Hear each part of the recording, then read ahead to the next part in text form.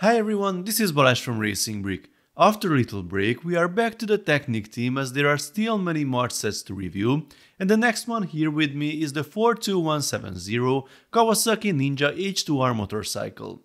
The scale and price suggests me that is the successor to the 42107 Ducati Panigale V4R set from 2020, which I will use for comparison later. Here is the bike on the front of the box. There is another view on the back, some data and a small photo of the real deal, dimensions and a demonstration of the features. Let's open the box. The set has 643 pieces, the price is €80 or $85 and it is already available in LEGO stores. All local prices can be found at the link below in the description and in the pinned comment. We have more and more sets with paper bags, very good. This one has 4 numbered bags, another small one, 2 rims, 2 tires, the manual and a rather small sticker sheet. The small bag contains the windshield piece, which is molded plastic, hooray! The parts list fits on a single page, now we can start building. We begin with these tricky assemblies, not sure what I'm doing here, but this little black toilet paper roll piece should be pointing down, it's highlighted in the manual. A few more pieces and we see some gearbox parts. The crank should be pointing down and the lip of the orange part should be pointing up. I need to turn the orange vase selector to fit the driving ring. This set will have a few new pieces in bright green, like this one. Finally, it's time to fix this floppy section. We need to rotate it, and this cross axle will hold it in place. Make sure the driving ring is still in the correct position. We've added a few more gears and parts, then a shock absorber, and now it's time to reveal some new parts in the set, a brand new cam piece. The axle appears to be offset from the center by a quarter module, which means the range of motion will be half module. It is similar to the old cam piece, but that was larger and had 3 holes, each half a module apart. Something looked a bit off with the new parts, so I quickly built this assembly with the old pieces. The cross axles are half a module apart and with the 2 new pieces rotated 180 degrees, they should theoretically be in the same position. But as you can see, the one on the yellow axle seems to be a tiny bit lower. I don't know if this is visible on the camera.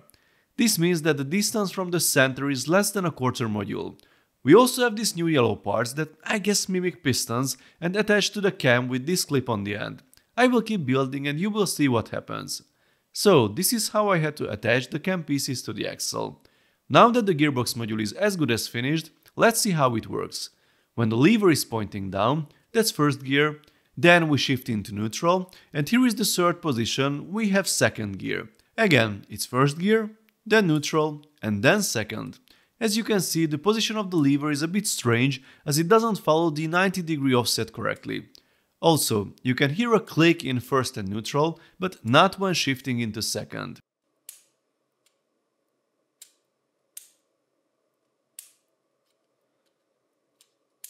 Here is the stepper mechanism that uses this modified lift arm and the knob gear. It clicks because it jumps back and forth between first and neutral, but it kind of gets stuck in second and can't skip that tooth of the knob gear. There is a Technic rubber part that pulls the lift arm back into place, but that's not the main reason for this behavior. There are only 3 positions for the gearbox. The movement is limited by the blue half beam that you can see below. There's that larger triangular modified thin lift arm next to it, and that one stops the movement. But that one blocks the blue half beam at a weird angle, and that's why you can't really shift the transmission into second gear. I can force it with my hand, but it won't go there by itself. All in all, this 2-speed gearbox design sort of works, but it has some weird design decisions. Now it's time to complete the new fake engine. Here are the, well, let's call them pistons. They snap into place nicely. I moved the first 2 into position so you can see the range of motion, which spans the entire height of the 1x1 tile. The engine runs smoothly, it doesn't have the clicky noise of the small engines built with beams and axles, it makes a sort of rubbing noise. This is our build at the end of phase 1. We have quite a lot of tubes to assemble here. More bright green parts for the frame. Our first stickered piece is the fuel tank, which needs to be rotated into place. We have more and even more weird angles on the front end, it looks complicated. This is a rather unusual way of attaching Technic parts by pushing a 4-module long rod through 2 pins. The handlebars are also added, and now it's time to mount the front wheel.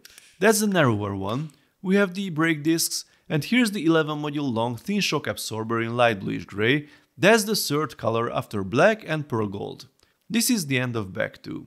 Here's the swing arm with the rear hub.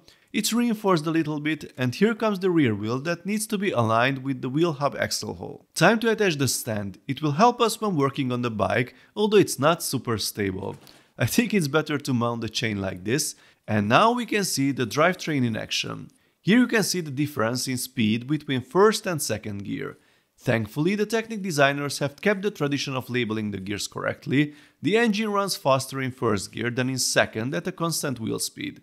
We have a nice printed panel here with the Kawasaki logo, then a few system pieces. Hope this one will be fixed later. Some wheel decoration, and I'm not sure I've ever seen a sticker as the tip of the exhaust. We've completed phase 3. We are now working on the side paneling, more stickered pieces, then we move to the rear, some rod fixing trickery again, more system pieces, and then the assembly with the tail lights. This part is still a bit wobbly. Even more panels, that one is tricky to push in place.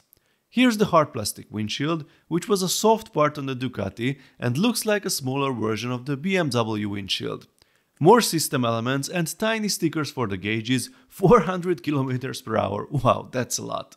This assembly has many more parts than I expected. Now I can put it in place. There you go. Oops, I forgot this tiny sticker here. A few more system pieces for decoration, and we are done. So here is our completed model. The color scheme sort of hides the details, but I think it looks pretty good. There's a comparison photo with the real bike at the end of the instructions. I think most of the details are fine. The main features and color scheme are well replicated. The green frame is of course much thinner in real life, but I don't see that as a problem. The Technic designers still seem to deny the existence of the front fender or motorcycles at this scale, but I'm sure we will get more specific panel fairings to solve this problem sooner or later. Let's see the features. This is clearly a display model. I don't see anyone playing with it, but we have the steering, the front and rear suspension, the functional kickstand, and of course the 2-speed gearbox. There's a small gap here so the pistons are visible, a good design decision. Here's the Ducati for comparison, and I almost forgot we have another bike in this scale, last year's Batcycle. I think they look good together. The Kawasaki will be definitely easier to display with the kickstand than that wobbly thing we got with the Ducati. I'm not a big motorcycle fan, so my opinion doesn't really count here, but of all these three I still prefer the Batcycle, the Kawasaki is second and the Ducati is the third.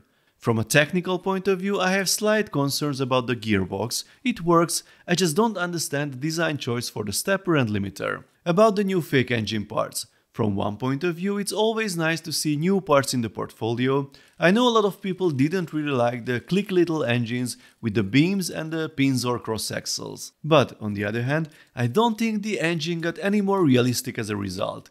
They've just created a similarly abstract version of the real thing, but with specialized pieces.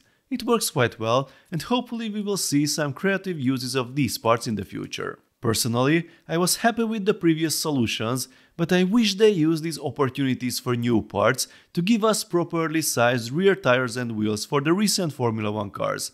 I think that would have been a more impactful addition. €80 or $85, that's a big jump compared to the Batcycle, which has almost the same amount of parts for €55 and $50.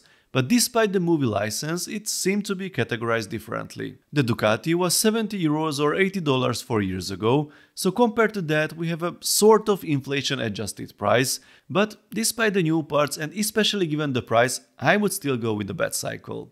Please let me know your thoughts, folks, in the comment section. If you enjoyed this video, then please give it a thumbs up and don't forget to subscribe with notifications because more exciting LEGO videos are coming soon. See you next time, bye bye.